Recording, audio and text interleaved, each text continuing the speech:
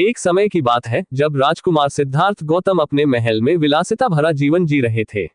उनके पास सब कुछ था, धन, वैभव, प्रेम और शक्ति।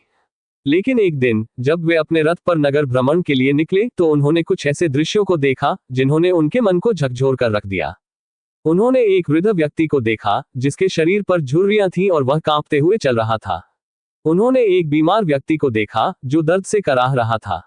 और फिर उन्होंने एक शव देखा जिसे लोग शमशान की ओर ले जा रहे थे। इन दृश्यों ने उनके भीतर एक गहरी जिज्ञासा और बेचैनी पैदा कर दी। वे सोचने लगे, क्या जीवन केवल यही है? क्या अंततः हर व्यक्ति को बुढ़ापा, बीमारी और मृत्यु का सामना करना पड़ता है? वे इन प्रश्नों का उत्तर ढूंढना चाहते थे। एक रात जब पूरा महल गहरी नींद में था, उन्होंने अपनी पत्नी यशोधरा और पुत्र राहुल को सोता हुआ छोड़ा और चुपचाप महल के दरवाजे पार कर जंगल की ओर प्रस्थान किया। उन्होंने अपने सभी राजसी वस्त्रों को त्याग दिया और एक साधारण सन्यासी के रूप में कठिन तपस्या करने लगे। वर्षों तक वे विभिन्न गुरुओं के पास गए, ज्ञान अर्जित किया और कठोर तप किया। उन्होंने कई दिनों तक अन्न जल का त्याग कर ध्यान साधना की, लेकिन फिर भी उन्हें उस सत्य की प्राप्ति नहीं हुई जिसकी वे खोज कर रहे थे। अंततः उन्होंने कठोर तपस्या का मार्ग छोड़कर मध्यम मार्ग अपनाने का निश्चय किया। वे बोधगया में एक पीपल के वृक्ष के नीचे ध्यानमग्न हो गए और संकल्प लिया कि जब तक उन्हें परम सत्य की प्राप्ति नहीं होगी वे वहां से नहीं हटेंगे। दिन बीते, रातें बीती, लेकिन वे अपनी साधना में डटे रहे।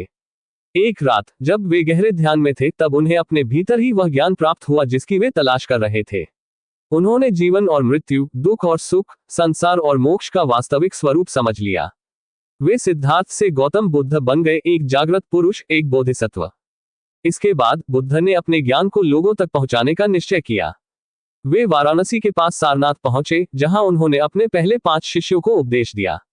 उन्होंने 4 आर्य सत्य और अष्टांगिक मार्ग का उपदेश दिया जिससे मनुष्य अपने दुखों से मुक्त हो सकता है और निर्वाण प्राप्त कर सकता है।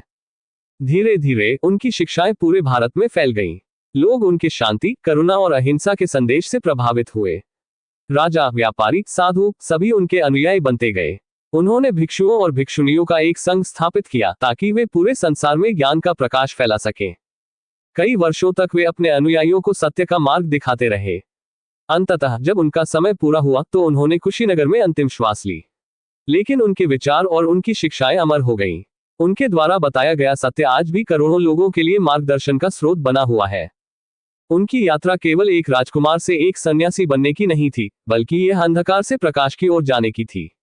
उनका जीवन इस बात का प्रमाण था कि सच्चा सुख बाहरी वस्तुओं में नहीं बल्कि आत्मज्ञान में है। यदि आपको यह वीडियो पसंद आया हो तो एक बड़ा सा लाइक जरूर करें। इसे अपने दोस्तों के साथ साझा करें ताकि वे भी इस शानदार सामग्री का आनंद ले सकें।